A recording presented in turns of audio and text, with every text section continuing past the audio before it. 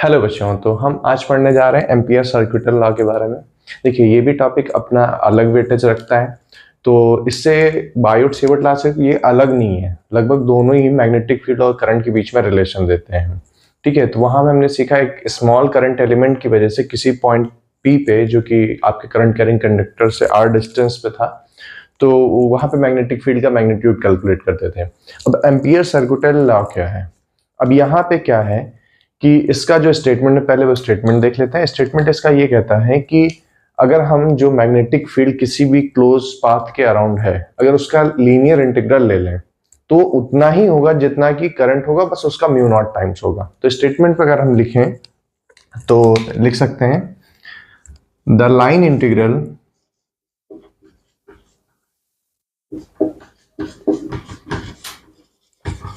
Of magnetic field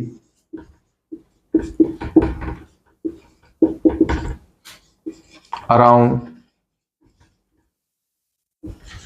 any closed path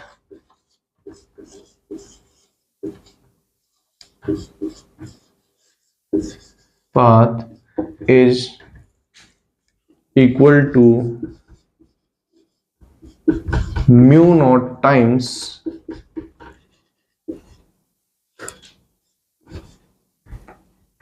total current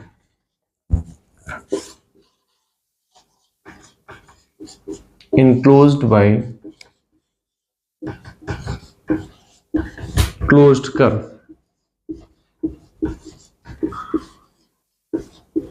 ठीक है, ये एक प्रिंसिपल है और उसके अकॉर्डिंग अगर किसी क्लोज पाथ की बात करें तो मान लीजिए कि जैसे मैग्नेटिक फील्ड है, उसकी डायरेक्शन हम ये दे रहे हैं।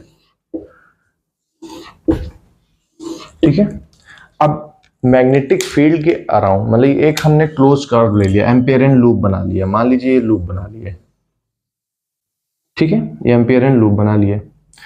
तो उस क्लोज लूप के अराउंड जितना भी मैग्नेटिक फील्ड है, अगर उसका हम लाइन इंटीग्रल ले लें, ठीक है, उसका अगर लाइन इंटीग्रल ले लें तो ये कितना होगा?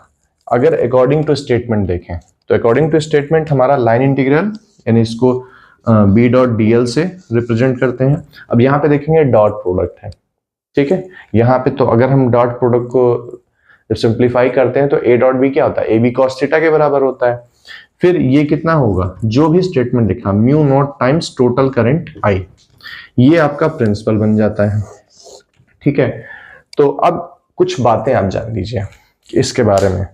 बेसिकली जो ये एम्पियर सर्किटल लॉ है, ये वैरिंग करंट के लिए होल्ड नहीं होता है, यानी कि करंट का स्टेडी होना जरूरी है, यानी बोले तो डीसी करंट के लिए। और ये इसके कुछ लिमिटेड है, यानी कि हम कुछ क्लोज लूप के अराउंड ही इस प्रिंसिपल का उपयोग करके उसका मैग्नेटिक फील्ड निकाल सकते हैं, जैसे कि स्ट्रेट वायर हो गया, ठीक है, कोई सोलेनॉइड हो गया, टोरॉइड हो गया, जिसके बारे में हम बाद में डिस्कस करेंगे। ठीक है, और ये दोनों लगभग सिमिलर हैं, बायोट-सेवर्ट लॉ और एम्पियर सर्किटल लॉ लगभग सिमिलर हैं। तो अब कुछ बातें ध्यान रखनी होंगी हम जब भी एम्पियर सर्किटल लॉ लगाएंगे उससे पहले, जैसे कि मैग्नेटिक फील्ड या तो परपेंडिकुलर होनी चाहिए या तो फिर टेंजेंशियल होनी चाहिए। टेंजेंशियल का मतलब ये होता है अगर हम कोई सर्किल बनाते हैं, ठीक है, तो टेंजेंट क्या होता है? अगर यहाँ पे इस सर्किल पे कोई रेडियस होगा आर, सेंटर ओ से, तो इस रेडियस के जो परपेंडिकुलर लाइन जो सर्कमफेरेंस को टच करती हुई जाती है, इसको हम बोलते हैं टेंजेंट लाइन। क्या बोलेंगे? Tangent line. नेक्स्ट टाइम जब आपसे कोई टेंजेंशियल की बात करे तो आप समझ जाइए कि किसी भी सर्किल की वो एक टच करती हुई एक स्ट्रेट लाइन जो कि उसके रेडियस वेक्टर के परपेंडिकुलर होती है। ठीक है, और या तो फील्ड नॉर्मल होनी चाहिए। नॉर्मल बोले तो यानी अगर हम कोई सर्किल ऐसे मान लीजिए, सर्किल का रेडियस है, इसको अगर हम रोटेट करें तो पूरा सर्किल बने, उसके फील्ड नॉर्मल होनी चाहिए। और करंट क्या होना चाहिए? उस क्लोज पाथ के थ्रू या तो पास हो रहा हो या तो कनेक्टेड मतलब फ्लो हो रहा हो। ठीक है, तो इसका एक एप्लीकेशन करके देखते हैं। अब फाइंड आउट करेंगे एम्पियर सर्किटल लॉ का यूज करके field due to straight wire. तो हम इसका एक एम्पियर्स लॉ का एक एप्लीकेशन देखेंगे, field due to straight wire. सबसे पहले मान लीजिए कोई स्ट्रेट वायर ले लीजिए, ठीक है, स्ट्रेट वायर है जिसमें करंट I फ्लो हो रहा है। अब मान लीजिए किसी पॉइंट P पे हमें जो कि R डिस्टेंस पे है वहां पे फील्ड निकालनी है, ठीक है। तो अब क्या करना है, यहां पे मान लीजिए जहां से हमने O पॉइंट लिया, अब क्या करेंगे, सबसे पहले एम्पियरन लूप बनाएंगे। तो एम्पियरन लूप बनाने के लिए क्या करेंगे, पहले एक सर्किल बना लीजिए, वही हाफ रेडियस R, थोड़ा सा गंदा बन गया मेरा,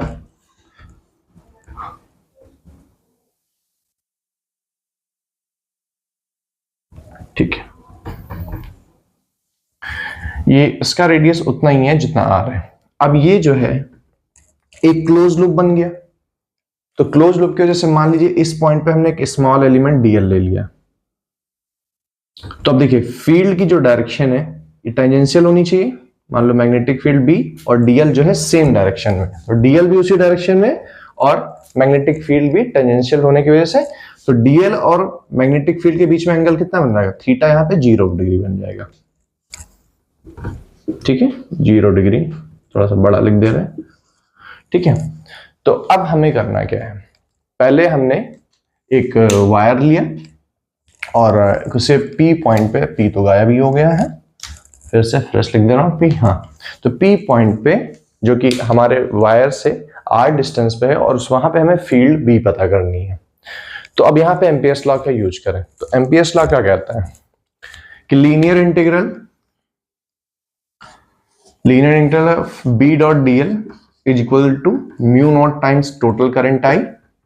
तो अब B डॉट dl की जगह पे क्या पुट कर लें, तो B dl cos 0, क्यों, क्योंकि B और dl जो एलिमेंट है एक ही डायरेक्शन में, जिसकी वजह से उनके बीच में एंगल 0 बन रहा है।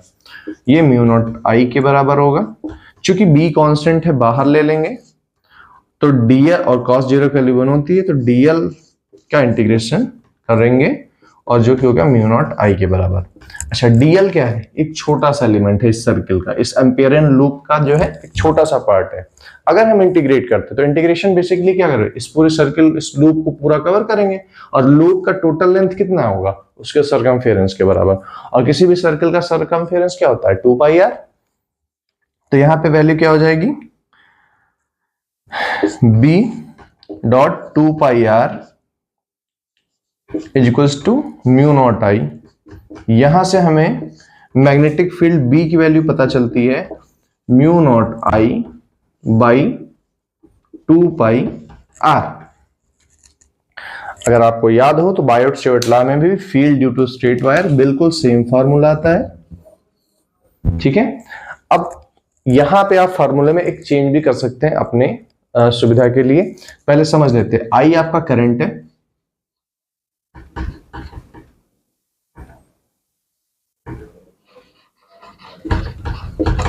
R क्या है, वो डिस्टेंस है,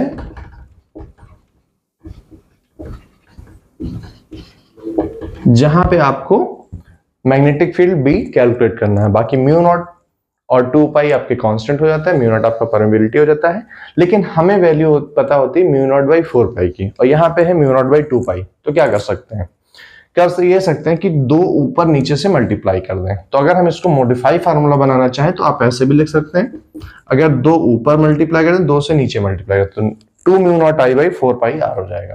तो आप इसको अपनी सुविधा के लिए कह सकते हैं 2 times mu naught I by 4 pi R।